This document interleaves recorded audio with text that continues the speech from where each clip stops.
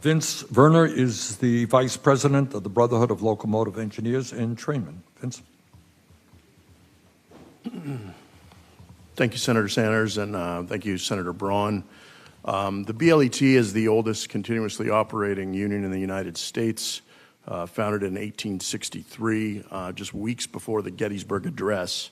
Our union is American as Abraham Lincoln and has proudly helped build the middle class in America. This year also marks our 20th anniversary as part of the Teamsters Union, and we're proud of that. Our members, I say that our members are world-class employees, and they're literally the vertebrae who make up the spine that is the railroad that keeps this economy moving. Locomotive engineers and trainmen go to work not on a schedule, but by being on call. They're subject to call 24/7, 365 days a year. Most of them never show up to work at the same time 2 days in a row.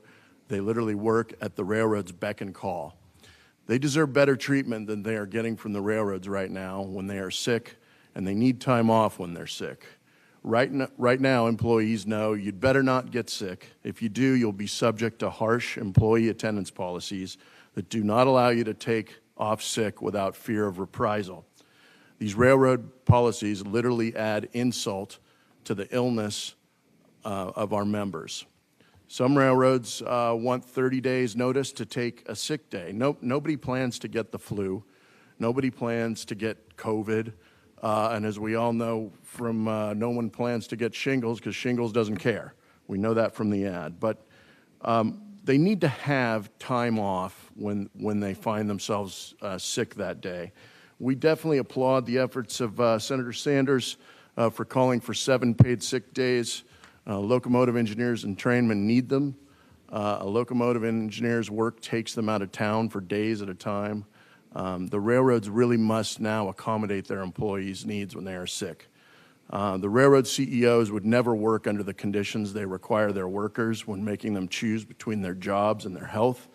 Right now, it was said before, we're engaged in collective bargaining on the issue, and we hope we can find a fix in the negotiation. So far, and for far too long, it's been a stubborn issue that we have not been able to get any movement. If it does not, we will continue to pursue legislation and regulation to ensure America's freight gets moved by workers who are not sick on the job. So let's get this fixed, and thanks again to Senator Sanders.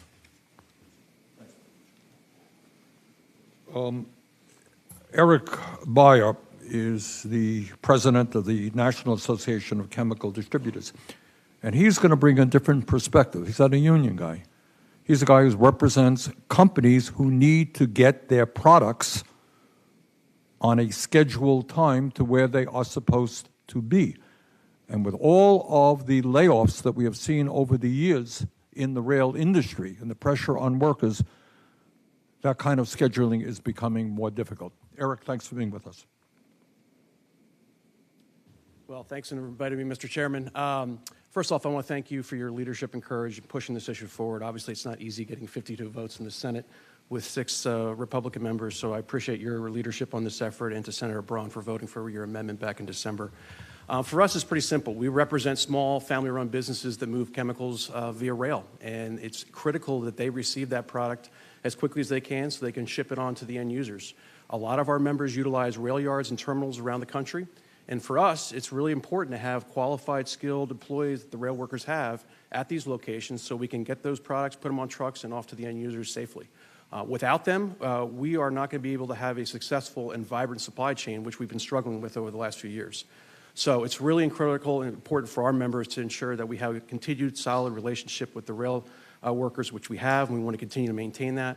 And it's really important to recognize that according to the Bureau of Labor Statistics, that private entities have 7 to 8 days of paid sick leave for their employees. There's no reason why the rail workers shouldn't have that same ability. So we're going to keep pushing with you all.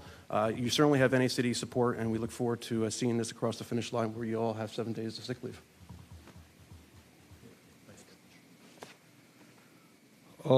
Greg Regan is the president of the AFL-CIO Transportation Trades Department. Greg?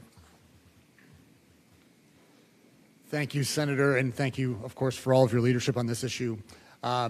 I'm lucky enough as the president of Transportation Trades to represent all of the rail unions in every craft and class in every one of the Class 1 freight railroads that are out there.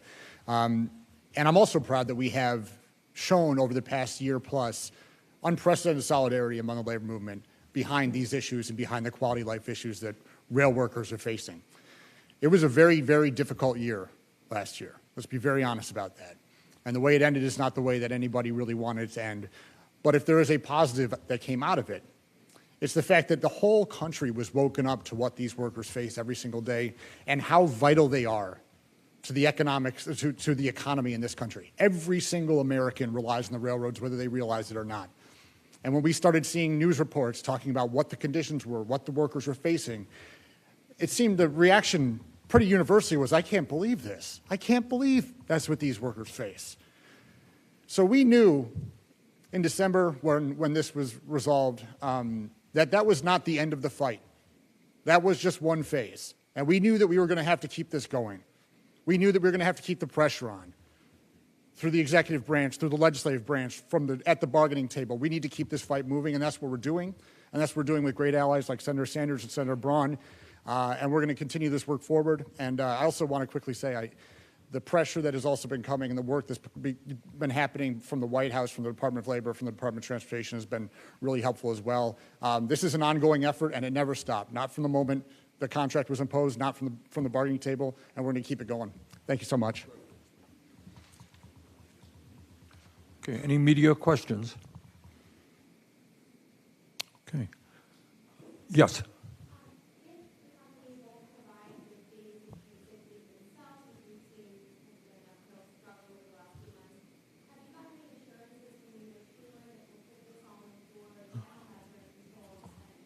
Yeah, I'm aware the Democrats are control of the Senate, or I wouldn't be here as chairman. The answer is no, I haven't talked to Schumer about this specifically, but I'm confident that we will get it onto the floor. As Greg just mentioned, I think one of the things that's happened in the last couple of months because of all of these guys, people throughout this country are seeing the reality of what these workers are having to go through. And the American people are behind these workers overwhelmingly.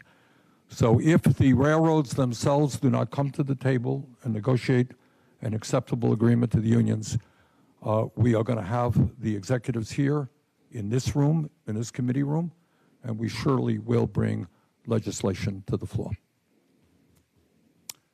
Okie dokie. All right, thank you all very much.